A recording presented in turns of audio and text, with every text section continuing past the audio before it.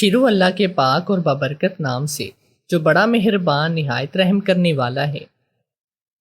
بکری کا کچا دودھ پیتے رہنے سے رنگ گورا ہوتا ہے۔ شہد میں اگر اجوائن ملا کر چاٹ لی جائے تو پیٹ کے کیڑے مر جاتے ہیں۔ پانی نیم گرم کر کے پینے سے قبض سے نجات ملتی ہے۔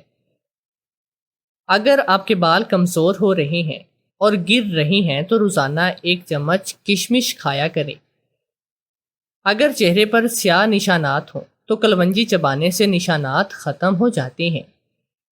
خونی اور بادی بواسیر کا مسئلہ ہو تو کچے پیاز کا رس نکال کر پیا کریں۔ گاجر کے جوس میں 1 چمچ شہد ملا کر روزانہ پینے سے چہرہ سرخ گلابی رہتا ہے۔ اگر چھوٹا بچہ جلدی سے بول نہ رہا ہو تو پرندوں کو پانی رکھیں۔ چھوٹا بچہ جلدی بولنے لگے گا۔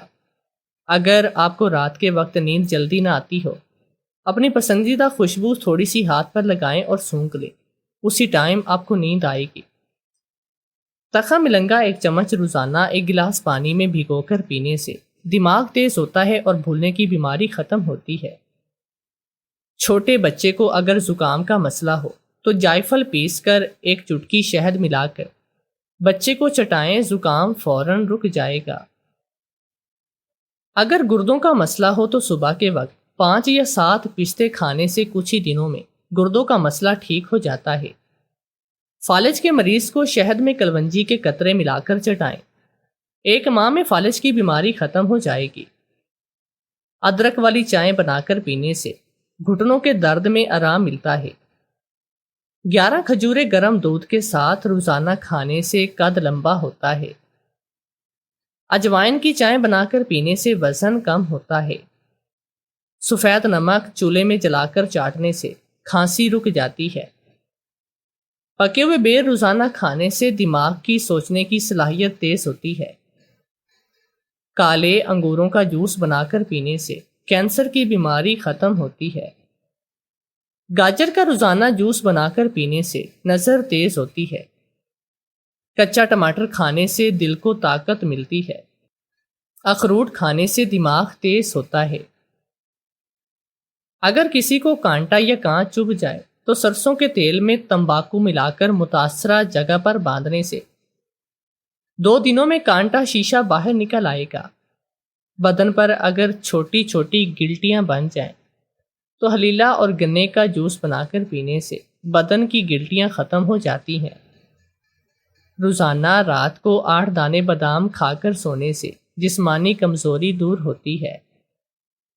اگر بد ہضمی کا مسئلہ ہو تو الائچی، سونف اور زیرہ ہم وزن بھون کر رکھیں اور کھانے کے بعد صرف 1 چٹکی منہ میں رکھ لیا کریں، کھانا فوراً ہضم ہو جائے گا۔ اگر مثانے میں گرمی ہو اور دل کی دھڑکن متاثر ہو جائے تو آلو بخارے اور املی کا پانی نکال کر پینے سے یہ بیماریاں ختم ہو جاتی ہیں۔ اگر ہاتھ پاؤں سن ہو جاتے ہوں تو روزانہ آدھے لیموں کا رس 1 چمچ شہد میں ملا کر 40 دن تک پئیں، ہاتھ پاؤں سن ہونا ختم ہو جائیں گے۔ اگر ہونٹ کالے پڑ گئے ہیں تو تھوڑا سا دودھ رات کے وقت اپنے ہونٹوں پر لگا کر سویا کریں، آپ کے ہونٹ گلابی ہو جائیں گے۔ اگر ہڈیاں بھربھرے پن کا شکار ہو رہی ہیں تو گوند اور چھوارے روزانہ 1 گلاس دودھ میں ڈال کر پیتے رہیں، ہڈیاں مضبوط اور طاقتور ہو جائیں گی۔ باجرے کی روٹی کھانے سے کام کرتے وقت کبھی تھکاوٹ نہیں ہوگی۔ کدو کا جوس بنا کر پینے سے قد میں اضافہ ہوتا ہے۔ چھوارے کھانے سے آپ کے دانت ہمیشہ کے لیے مضبوط رہتے ہیں۔ کلونجی شوگر کی بیماری میں بڑی اہمیت کی حامل ہے۔ 5 ہفتوں تک صرف 7 دانے 3 وقت فجر، عصر اور عشاء پانی کے ساتھ نگلیں، انشاءاللہ شوگر آپ کی جڑ سے ختم ہو جائے گی۔ اگر سینے میں بلغم ہو گئی ہو اور پھیپھڑے بند ہو جاتے ہیں جس سے آپ کو دمہ ہو جائے یا تھوڑی بہت سانس کی تکلیف ہونے لگے تو 7 کالی مرچیں فجر عصر پانی کے ساتھ 5 ہفتوں کا استعمال کریں۔ اگر آپ کے گلے میں بہت زیادہ خراش رہتی ہو اور بار بار ادویات سے صرف وقتی فائدہ ہو تو اس کے لیے ہر وقت کالی مرچ منہ میں چبائیں، آپ کو افاقہ ہوگا۔ ایک تحقیق کے مطابق بھنڈی کھانے سے ذہنی دباؤ کا خاتمہ ہوتا ہے۔ بھنڈی میں ریشے کی بڑی شرح پائی جاتی ہے جو خون میں شوگر کی مقدار میں اضافہ نہیں ہونے دیتی، اس لیے ذیابیطس کے مریضوں کے لیے یہ بہت زیادہ مفید ہے۔ میں نے 70 سالہ بوڑھا اور 16 سالہ لڑکی کو گھر کرائے پر دیا۔ میں سمجھتی یہ بچی اور بوڑھا باپ بیٹی ہیں، مگر اس وقت میں حیران رہ گئی جب وہ لڑکی بولی، یہ میرے شوہر ہیں۔ پھر میں چپ ہو گئی اور کچھ نہیں کہا۔ اگلے روز رات کو مجھے اس لڑکی کے چیخنے اور چلانے کی آوازیں آتی۔ میں تو ڈر گئی اور پھر اگلے دن میں نے اس لڑکی کو اپنے گھر بلایا تو وہ مجھ سے گلے لگ کر بہت روئی اور کہنے لگی، باجی میں آپ کو کچھ نہیں بتا سکتی۔ پھر میں نے چھپ کر ایک کیمرہ ان کے کمرے میں لگا دیا۔ پھر اگلی رات کیمرہ چلایا تو میری روح لرز گئی، کیونکہ وہ بوڑھا تو مجھے اپنا گھر کسی شریف فیملی کو کرائے پر دینا تھا، کیونکہ میں اکیلی عورت تھی اور بھری جوانی میں ہی بیوہ ہو گئی تھی۔ اچانک ایک دن ایک بوڑھا آدمی اور ایک لڑکی گھر دیکھنے آئے تو میں نے فوراً انہیں گھر کرائے پر دے دیا۔ میں سمجھی کہ یہ بچی اور وہ بوڑھا باپ بیٹی ہیں، مگر اس وقت حیران رہ گئی جب وہ لڑکی بولی، یہ میرے شوہر ہیں۔ مگر اب ہر وقت مجھے اس لڑکی کے چیخنے اور چلانے کی آواز آتی تو میں ڈر کر بھاگ جاتی، اور پھر صبح فجر کے بعد مجھے نیند آتی تھی۔ اب مجھے لگنے لگا تھا جیسے اس لڑکی پر کچھ ظلم ہوتا ہے۔ میں نے بوڑھے آدمی سے چھپ کر اس لڑکی کو اپنے گھر بلایا تو وہ میرے گلے لگ کر روتے ہوئے بے ہوش ہو گئے۔ کچھ دیر کے بعد ہوش آیا تو بولی، باجی اگر آپ میری مدد کرنا چاہتی ہیں تو میرے کمرے میں کیمرہ لگائیں۔ کیمرہ لگانا تو مشکل تھا۔ میں نے اسے موبائل دیا اور کہا کہ اس سے ویڈیو ریکارڈ کر لینا، میں پولیس کو دکھا دوں گی۔ وہ مان گئی، مگر اگلی رات جب میں نے ویڈیو دیکھی تو میری جان نکل گئی۔ عدنان کے جانے کے بعد میں بھری دنیا میں تنہا تھی۔ رشتہ دار بھی ساتھ چھوڑ گئے تھے، میں تھی اور پہاڑ جتنی لمبی زندگی۔ سمجھ میں نہیں آتا تھا کہ اب میں کیا کروں۔ آج پھر رات کے وقت کتے بھونک رہے تھے اور ان کے بھونکنے کی آواز سن کر میرا دل دہل رہا تھا۔ شاید عدنان کی زندگی میں بھی بھونکتے ہوں گے، مگر جب میرے سر پر شوہر کا سایہ سلامت تھا تو کسی چیز کا ڈر نہیں تھا۔ نہ ہی ان کتوں کی آواز کبھی اس طرح سے خوف میں مبتلا کیا کرتی تھی۔ اب تو ایک ایک لمحہ صدیوں کے برابر لگتا، اور یوں ہی آنکھوں میں میری رات کٹ جایا کرتی تھی۔ میں یہی سوچتی تھی کہ اگر گھر میں چور گھس آئے تو میں کیا کروں گی۔ آج کل تو چور گھر کے سامان کو لوٹنے کے ساتھ ساتھ عورتوں کی عزت کے ساتھ بھی کھیل کر جایا کرتے ہیں۔ ساری رات مجھے یہی ڈر تھا کہ شاید یہ کتے چوروں کو دیکھ کر بھونک رہے ہوں۔ میں نے اپنے خوف سے بچنے کا یہی حل نکالا تھا کہ میں اپنے گھر کے اوپر والے پورشن کو کرائے پر چڑھا دوں، یوں مجھے سہارا بھی مل جائے گا، اور اس مہنگائی کے دور میں چلو 4 پیسے بھی میرے پاس آ جایا کریں گے۔ میں نے اب اس منصوبے پر عمل کرنے کی ٹھانی تھی۔ یوں تو محلے میں کبھی کبھار ہی نکلا کرتی، آج میں خاص کر آس پاس کے گھروں میں گئی تھی۔ میں نے ایک ایک فرد سے کہا تھا کہ اگر کسی کو کرائے کے لیے گھر کی تلاش ہے تو اسے میرے گھر کے پاس بھیج دیجیے گا، شرط یہ کہ کرائے کے لیے آنے والے لوگ شریف ہوں، اور میں کسی طرح اکیلے شخص کو گھر کرائے پر نہ دوں گی، بلکہ کوئی فیملی ہی آئے۔ مجھے نہیں معلوم تھا کہ میری اس قدر جلدی سنی جائے گی۔ شام کے وقت میرے گھر میں 2 لوگ آئے، ایک بزرگ تھا اور اس کے ساتھ ایک جوان لڑکی آئی تھی۔ میں نے ان کو ڈرائنگ روم میں لا کر بٹھا دیا اور بولی، آپ کو میں جانتی نہیں ہوں، اس لیے آپ کی تشریف آوری کا مقصد جاننا چاہتی ہوں۔ وہ بوڑھا شخص کہنے لگا، دراصل آپ نے کہا تھا کہ آپ اپنے گھر کو کرائے پر چڑھانا چاہتی ہیں، ہمیں بھی رہنے کے لیے ٹھکانے کی ضرورت تھی، اس لیے یہاں پر آ گئے۔ میں نے سر ہلا دیا اور بولی، ٹھیک ہے، مجھے ویسے بھی کسی شریف سی فیملی کی تلاش تھی، یہ تو اچھا ہو گیا کہ آپ باپ بیٹی میرے گھر پر رہیں گے۔ میری یہ بات سن کر اس بوڑھے کے چہرے کے تو زاویے ہی بدل گئے۔ پھر وہ لڑکی جلدی بولی، نہیں، یہ میرے والد نہیں ہیں، بلکہ میرے شوہر ہیں۔ یہ الفاظ اس کم عمر لڑکی نے ادا کیے تھے۔ اس ساری گفتگو میں وہ پہلی بار بولی تھی۔ مجھے تو بے تحاشا شرمندگی ہوئی تھی، میں نے تو کبھی بھی بے موقع بات بھی نہ کی تھی۔ نہ جانے آج مجھے کیا ہو گیا تھا۔ میں نے جلدی سے معذرت کی اور بولی کہ میری بات سے آپ لوگوں کی دل آزاری ہوئی ہے، مجھے معاف کر دیں۔ اس کے علاوہ وہ میرے پاس کہنے کے لیے کوئی اور الفاظ نہ تھے۔ وہ بوڑھا شخص بولا، کوئی بات نہیں بہن، آپ یہ بتائیے کہ آپ ہمیں یہ گھر کرائے پر دیں گی؟ میں بولی، جی کیوں نہیں، میں اپنے گھر کا اوپر والا پورشن آپ کو دیتی ہوں۔ تب اس شخص کے چہرے پر اطمینان بھری مسکراہٹ پھیل گئی تھی۔ میں نے مسکرا کر اس کی بیوی کی جانب دیکھا تو اسے دیکھ کے ایسے لگا جیسے وہ بہت پریشان ہو، گھبرائی ہوئی ہو اور اداس بھی ہو، مگر میں نے سر جھٹک دیا کہ شاید یہ میرا وہم ہو۔ خیر، میں نے ان لوگوں کو اوپر والا پورشن دکھایا تھا جو کہ انہیں بہت ہی پسند بھی آ گیا، کرائے کی بات ہوئی تو جمشید صاحب منہ مانگا کرایہ دینے کو بھی تیار تھے۔ یہ میرے لیے خوشی کی بات تھی۔ میں نے اوپر والے پورشن کی چابی ان کو تھما دی اور اطمینان بھری سانس لے کر نیچے آ گئی۔ میں چاہ کر بھی رحیلہ اور جمشید کو اپنے ذہن سے جھٹک نہیں پا رہی تھی۔ رحیلہ بہت ہی خوبصورت لڑکی تھی، نہ جانے ان کی ایسی کون سی مجبوری ہوگی جس کی وجہ سے انہوں نے اپنی پھول سی بیٹی جمشید کو دے دی۔ مجھے رحیلہ میں اپنی چھوٹی بہن نظر آ رہی تھی۔ میں نے سوچا کہ چلو اب تو یہیں پر رہے گی تو میں اسے سب کچھ جان لوں گی۔ خیر شام ہوئی تو مجھے میری امی کی پرانی روایات یاد آنے لگی تھی۔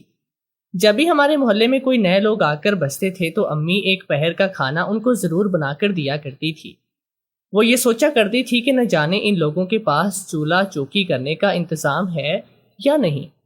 میں بھی کچن میں آ گئی تھی۔ پہلے تو میں ایک بندی کا کھانا بنایا کرتی تھی، لیکن آج میں نے 3 لوگوں کا کھانا بنایا تھا۔ میں نے اچھے طریقے سے ٹرے سجائی اور اوپر کی جانب چلی گئی تھی۔ میں نے دروازے پر دستک دی مگر کسی نے بھی دروازہ نہیں کھولا۔ اب میں یہ سوچ کر پریشان ہو رہی تھی کہ میں نے اوپر آ کر نہ جانے اچھا بھی کیا ہے یا نہیں۔ مجھے ان لوگوں کو اس طرح سے تنگ کرنا نہیں چاہیے تھا۔ میں واپس لوٹنے ہی لگی تھی جب دروازہ ایک دم سے کھل گیا۔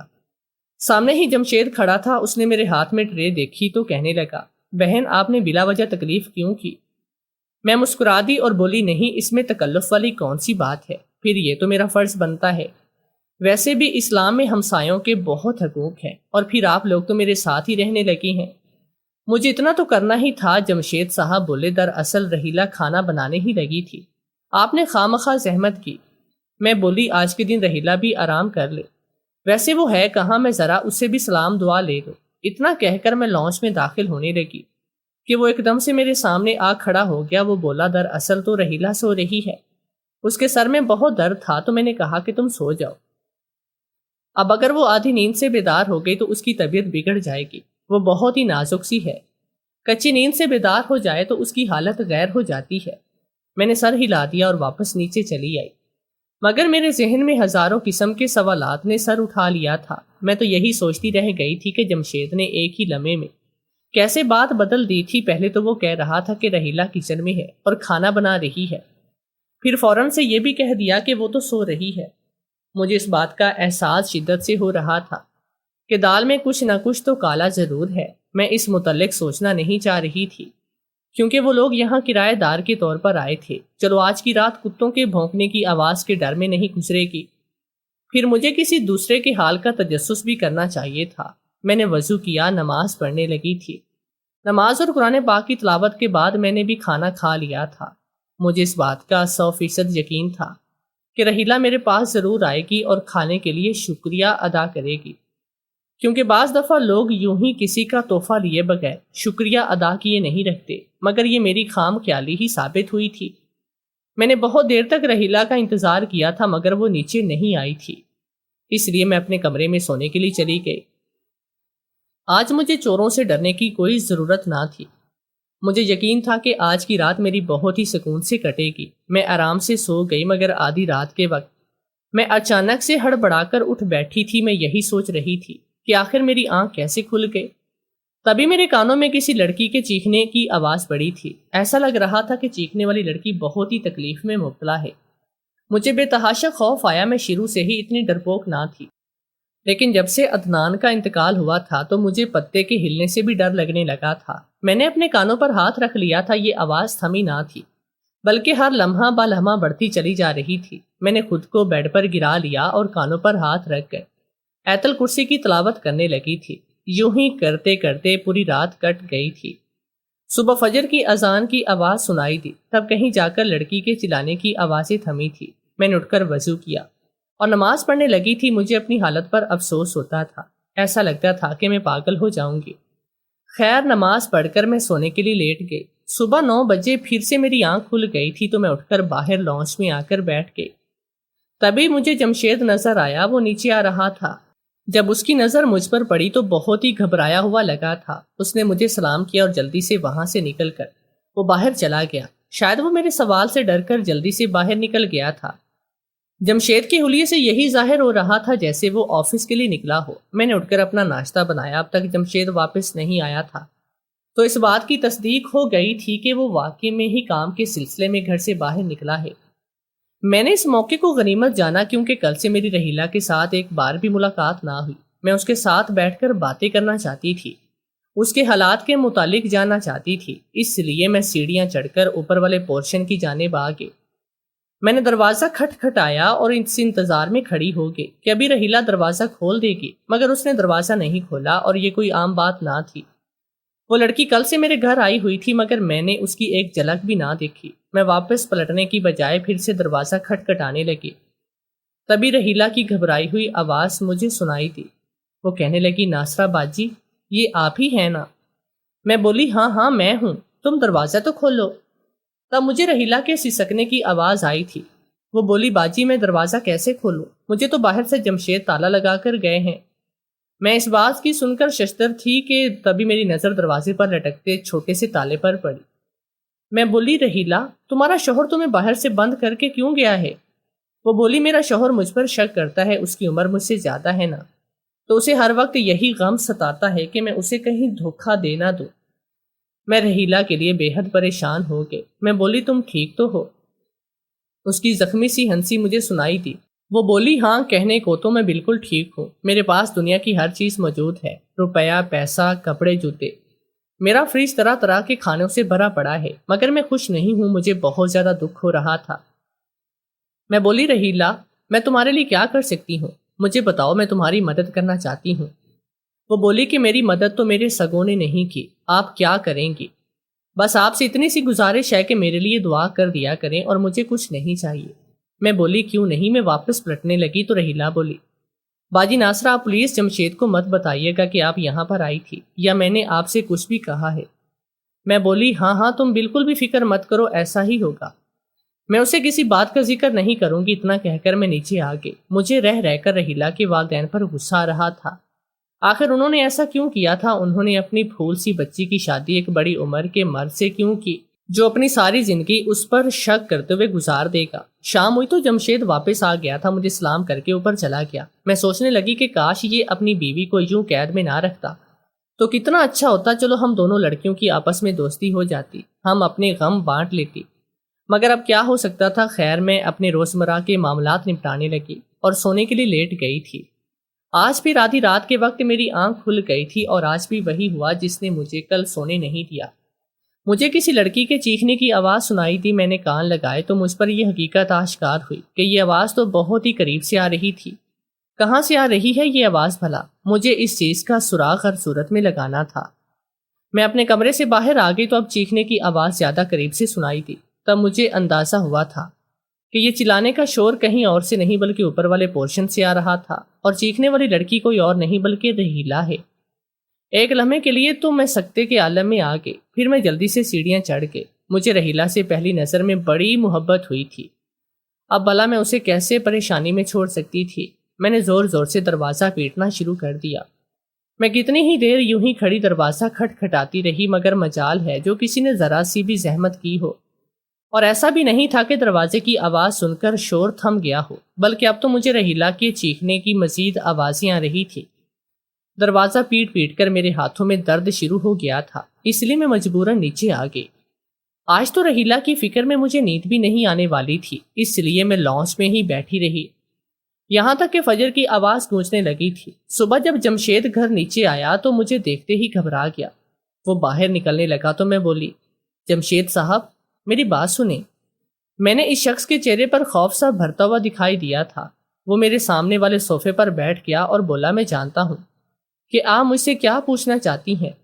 جمشید کے چہرے پر بہت ہی زیادہ اداسی پھیل گئی۔ وہ بولا، آپ کو رحیلہ کی فکر ہو رہی ہے نا کہ وہ کیوں چیختی رہتی ہے؟ مجھے بھی اس کی بے تحاشا فکر ہوتی ہے، مگر میں کچھ بھی کہنے سے قاصر ہوں۔ آپ کے پاس کوئی حل ہے تو مجھے بتائیں۔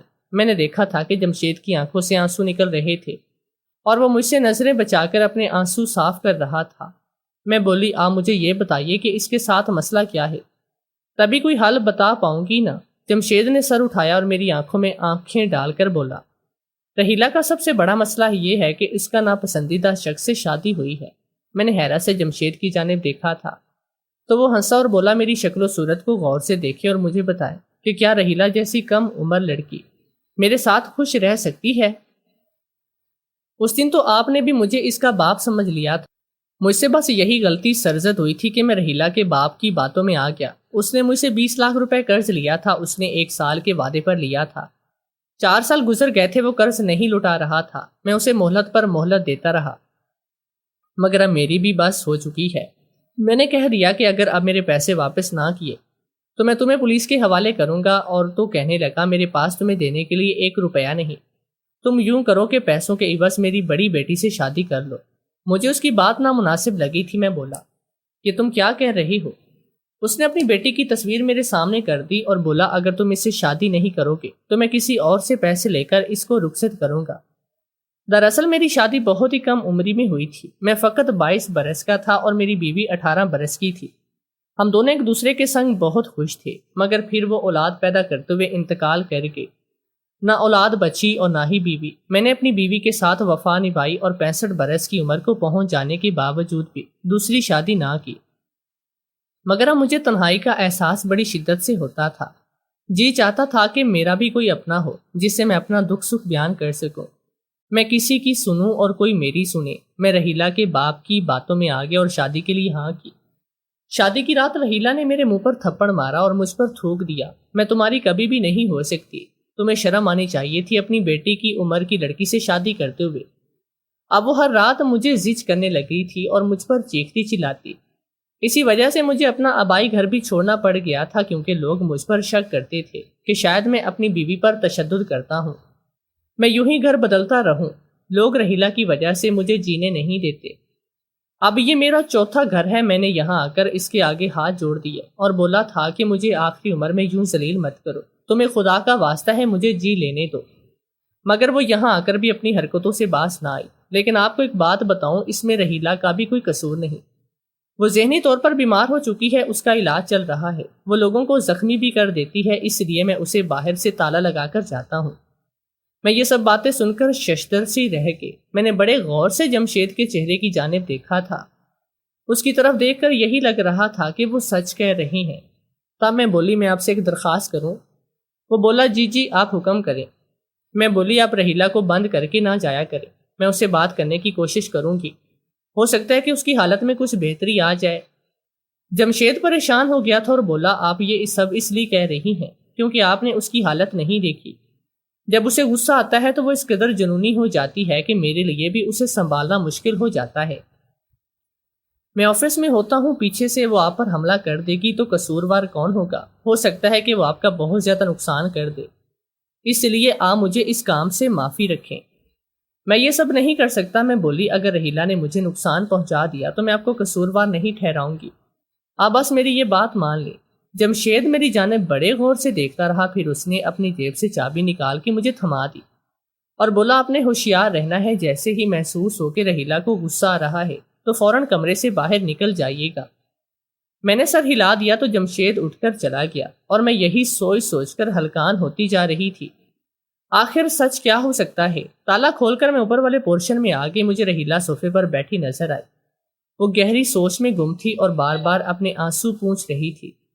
میں نے اس کو پکارا تو وہ مجھے دیکھ کر اچھل پڑی تھی، پھر دل پر ہاتھ رکھ کر بولی آپ نے تو میری جان ہی نکال دی۔ میں ہنسی تو وہ حیرت سے بولی آپ یہاں کیسے آ گئے؟ آپ کو چابی کیسے مل گئی؟ میں اسے بولی کہ بس یہ تمہاری ناصرہ باجی کا کمال ہے۔ رحیلہ رونے لگی تھی اور اٹھ کر میرے گلے لگ گئی۔ وہ بولی باجی مجھے بہت عرصے سے کسی ایسے کندھے کی تلاش تھی جس پر میں اپنا سر رکھ کر رو سکتی۔ رحیلہ تمہیں رونے کی ضرورت نہیں، تمہاری باجی تمہارے پاس ہے، میں آج یہاں تم سے بہت ہی ضروری بات پوچھنے آئی ہوں۔ اچھا مجھے تم یہ بتاؤ کہ رات کے وقت تم چیخنے کیوں لگتی ہو؟ گو کہ میں نے جمشید کی باتوں پر بھروسہ کر لیا تھا، مگر میں رحیلہ کی طرف کی بھی کہانی سننا چاہتی تھی۔ مجھے یہی تھا کہ کہیں جمشید نے مجھے پاگل ہی نہ بنایا ہو۔ وہ گھبرا گئی تھی، کہنے لگی نہیں میں تو نہیں چیخی، مجھے کیا ضرورت پڑی ہے، میں تو اپنی زندگی میں بہت خوش ہوں، جمشید میرا بہت خیال رکھتے ہیں۔ میں اس لڑکے کی باتیں سن کر ہی حیران تھی، اس نے اچانک کی کایا پلٹی تھی، کل تو کچھ اور کہہ رہی تھی، پھر وہ بولی آپ مجھے اپنا پورشن دکھائیں، آپ نے اس کی کیسی سجاوٹ کی ہوئی ہے، میں بھی اپنا گھر سجانا چاہتی ہوں تاکہ جب میرا شوہر گھر آئے تو اسے تازگی کا احساس ہو۔ میں نے سر ہلا دی اور بولی ہاں آ جاؤ تم۔ میں رحیلہ کو اپنے ساتھ لے گئی، مگر ابھی تک اس کے عجیب سے رویے کے متعلق سوچ رہی تھی۔ ہم دونوں نیچے آ گئے تو رحیلہ نے اپنا بازو میرے سامنے کر دیا اس پر جلنے کا نشان تھا۔ میں ایک دم سے خوف زدہ ہو گئی تھی۔ میں بولی یہ کیا ہوا؟ وہ کہنے لگی میں نے آپ سے جو باتیں کی تھی نا، جانے وہ میرے شوہر نے کیسے سن لی۔ شاید اس نے کچھ ریکارڈنگ کے لیے لگا کر رکھا ہوا ہے۔ وہ مجھ پر بڑی گہری نگاہ رکھے ہوئے ہے، اس لیے میں نے اوپر آپ سے کہا تھا کہ میں بہت خوش ہوں، جبکہ ایسا کچھ بھی نہیں۔ میرا بوڑھا شوہر مجھ پر بہت تشدد کرتا ہے۔ یہ جو رات رات بھر میں چیختی ہوں نا، یہ بلا وجہ نہیں۔ آپ اگر اپنی آنکھوں سے دیکھ لیں کہ مجھ پر کیا گزرتی ہے تو آپ بے ہوش ہو جائیں گی۔ آپ کیمرہ منگوا کر اوپر والے پورشن میں لگوا دیں۔ میں تو اسے کچھ بھی نہیں کر سکتی۔ دراصل پھر وہ ریکارڈنگ جب آپ تھانے میں جا کر دکھائیں گی تو میرے مجرم کو سزا ملے گی اور میں آزاد ہو جاؤں گی۔ میں بولی کہ ٹھیک ہے، میں کچھ نہ کچھ کرتی ہوں۔ سچ کہوں تو میں ان دونوں میاں بیوی کی باتوں میں پھنس کر رہ گئی۔ مجھے تو دونوں کی ہی باتوں پر یقین آ جاتا، دونوں ہی معصوم لگنے لگتے۔ سچ تک پہنچنے کا ایک ہی حل تھا، اور وہ یہ تھا کہ میں سچ میں کیمرہ اوپر والے پورشن میں لگا دیتی۔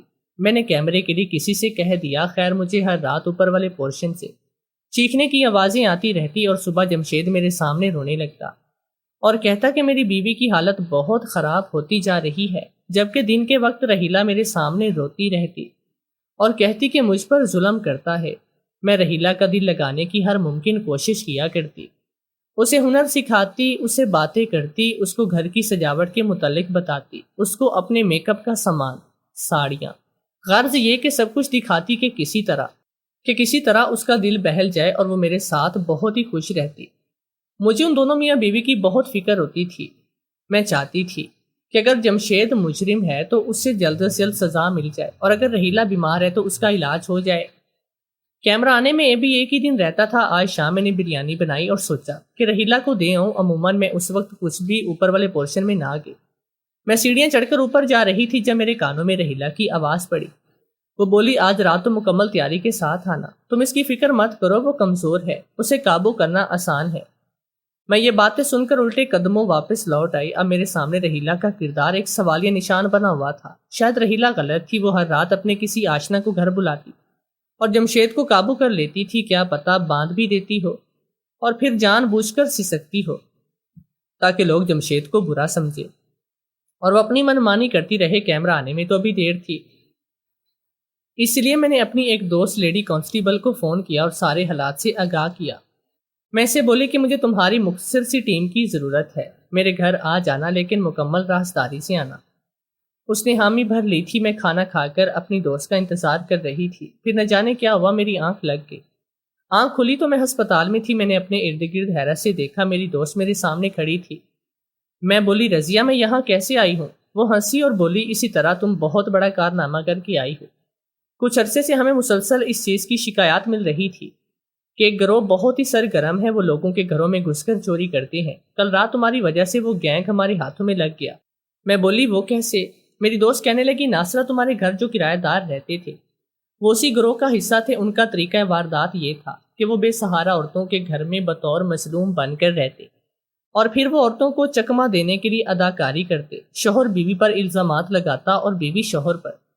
یہ عورتیں ان کے معاملات میں الجھ کر باقی سب کچھ بھول جاتی۔ تمہارے ساتھ بھی انہوں نے ایسا ہی کیا۔ تم نے خود رحیلہ کو اپنے گھر کی ایک ایک چیز دکھائی، تم نے اسے اپنے زیورات تک دکھائے۔ یہ تو تم شکر کرو جو رحیلہ کی باتیں تم نے سن لی۔ کل رات ان دونوں نے تمہارے کھانے میں نیند کی دوا شامل کی اور تمہارے گھر کی ایک ایک چیز لوٹنے کا ارادہ رکھتے تھے۔ کیا ہی صوفے کی واشنگ مشین، سونے کے زیورات، یہاں کے کپڑے سے برتن وغیرہ سب کچھ۔ ہم موقع پر پہنچ گئے اور یوں تمہاری بچت ہو گئی۔ میں نے رضیہ کی باتیں سنی تو دماغ سائیں سائیں کرنے لگا تھا۔ لوگ دوسروں کو لوٹنے کے لیے کس حد تک اداکاری کرتے ہیں۔ یہ تو اللہ تعالیٰ کا لاکھ لاکھ شکر ہے کہ اس نے مجھے بچا لیا۔ اب تو کرایہ دار بھی رکھنے سے ڈر لگنے لگا ہے۔ میں تنہا رہتی ہوں، میرے خیال میں بری صحبت سے تنہائی 1000 درجے بہتر ہے۔ اگر آپ کو آج کی کہانی پسند آئی ہے تو ویڈیو کو لائک لازمی کریں۔